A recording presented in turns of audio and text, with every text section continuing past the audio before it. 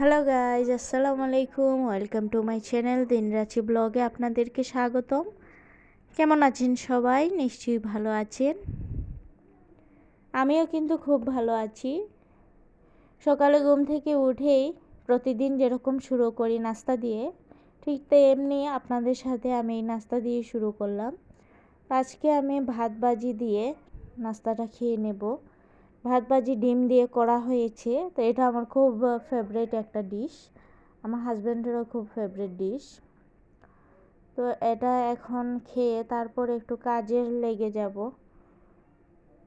প্রথমে আপনাদের কাছে চেয়ে নিচ্ছি, যারা আমার এই ভিডিওটি দেখা শুরু করবেন আপনারা প্লিজ একটা লাইক দিয়ে শুরু করবেন। আর যারা এখন পর্যন্ত আমার চ্যানেলটিকে সাবস্ক্রাইব করেননি, আপনাদের কাছে অনুরোধ থাকবে আপনারা প্লিজ সাবস্ক্রাইব করে দিবেন। তাহলে যে কোনো সময় আমি ভিডিও দেওয়া মাত্রই আপনাদের কাছে পৌঁছে যাবে। আর যদি আমার এই ভিডিওর ভেতর যদি কোনো একটা অংশ আপনাদের কাছে ভালো লাগে, তাহলে অবশ্যই একটা কমেন্ট করবেন প্লিজ। তো পুরোটা ঘর আর আজকে তোলা হয়নি, শুধু একটু পরিষ্কার করছি, মানে সবগুলো গুছিয়ে উপর জায়গাটা একটু ক্লিন করে নিচ্ছি, এটাই শেয়ার করলাম। তো আজকে মোটামুটি অনেক কাজ আছে, যদিও ক্যামেরায় এত কিছু তোলা হয়নি। আমরা আসলে প্রতিদিন অনেক কাজ করি, কিন্তু ক্যামেরায় সব কিছু বন্দি করতে পারি না। অনেক সময় সময়ের অভাবে ক্যামেরা ওপেন করা হয় না, তাই কারণে হয়তো বা মনে করেন কোনো কাজ করি না। আসলে কিন্তু তা না, অনেক ধরনের কাজ সংসারে থাকে, আর সব কিছু তো আর এক নিমিষেই দেখানো যায় না। আর এইদিকে মা বলছেন একটু মাছটাকে একটু আঁশ ছুটিয়ে দেওয়ার জন্য, তো আমি ছুটিয়ে দিয়ে তারপরে মাছটাকে কেটে দিয়েছিলাম, আর সেই সাথে লাউ কাটা হয়েছে। তো আবার রান্না করাও হয়ে গিয়েছে, যদিও এটা পরে ক্লিপ ছিল। তো সুন্দর করে রান্না করা হয়েছে, আর এই তরকারিটা আজকে খুব বেশি মজা হয়েছিল। কাঁচা মাছ দিয়ে রান্না করা হয়েছিল, অন্যরকম একটা স্বাদ লেগেছে। আর এদিকে মাছকে আবার একটু হালকা মশলা দিয়ে করা হয়েছে। যাই হোক, সন্ধ্যার সময় মানে ওই ছেলেটাকে পেয়েছি আমরা লাগানোর জন্য, তো ওকে দিয়ে এই রঙটা ভালো করে অ্যাডজাস্ট করা হচ্ছে। তো ওয়ালে দিব।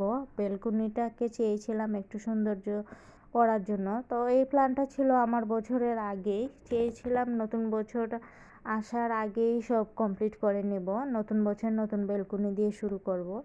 তো আসলে সব কিছু তো আর বলা মাত্রই তো করা হয় না, সব কিছু তো আর ঝট করেই হয়ে যায় না। দীর্ঘ প্রতীক্ষার পর একটা সুযোগ সুবিধা করে এইগুলো জিনিস এনে তারপর এই যে ওকে দিয়ে রঙটা লাগিয়ে দিচ্ছি। আসলে রং যতটুকু লাগানো হচ্ছে তার থেকে বেশি ময়লা হচ্ছে। আসলে যে কোনো জিনিসে একটা নতুন রূপ দিতে গেলে অনেক কষ্ট আর অনেক মানে কাঠখড় পুড়িয়ে এই সৌন্দর্যটা ফিরিয়ে আনা লাগে। তো আগে আমার বেলকনিটায় এক পাশে এরকম একটু ক্রিম কালার ছিল, আর ওই সাইডটা হোয়াইট ছিল। সেই জন্য আমি চিন্তা করলাম পুরাটা বেলকনি আমি দিয়ে দেব হোয়াইট, আর তার সাথে রঙগুলো নষ্ট হয়ে গিয়েছিল, সেই জন্য আমি হোয়াইট দিয়ে দিলাম। তো দেখুন কিভাবে ফ্লোরে ময়লা পড়েছে, আর রঙের কাজগুলো তো অনেক ডাস্ট হয়, তো সব মিলিয়ে অনেক নোংরা হয়ে আছে। তো ইনশাল্লাহ আস্তে আস্তে আবার এগুলো যাবে, একদিনে তো আর এগুলো শেষ হয়ে যাবে না। আর এখন ওকে দিয়ে ফ্লোরটা একটু মুছে নেওয়া হচ্ছে, তারপরও আবার একটু পরে আবার সাদা হয়ে উঠছে। যেহেতু এটা চুন, সেজন্য একটু বেশি কিন্তু ভেসে ভেসে উঠছে। দরজা জানালা কিন্তু মুছেছি, তারপরও আবার বেশি উঠছে। তো এরকম কয়দিন যাবে, আস্তে আস্তে ঠিক হয়ে যাবে। মুছতে মুছতে একদিন পুরো মতোই ঠিক হয়ে যাবে, এরকম অনেকবারই হয়েছে।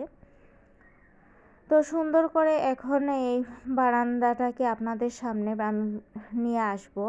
তার আগে ভালো করে গুছিয়ে নেই বারান্দাটা, কাজগুলো শেষ করে সুন্দর করে ভিডিও নিয়ে আসবো। তো আপনারা চোখ রাখবেন আমার এই ব্লগ চ্যানেলে। তো আপনাদের কাছে কেমন লাগলো একটু কমেন্ট করবেন। আর অনেকে আমার শর্ট দেখেন না, আপনাদেরকে অনুরোধ করব আমার শর্টগুলো দেখবেন। আল্লাহ হাফিজ।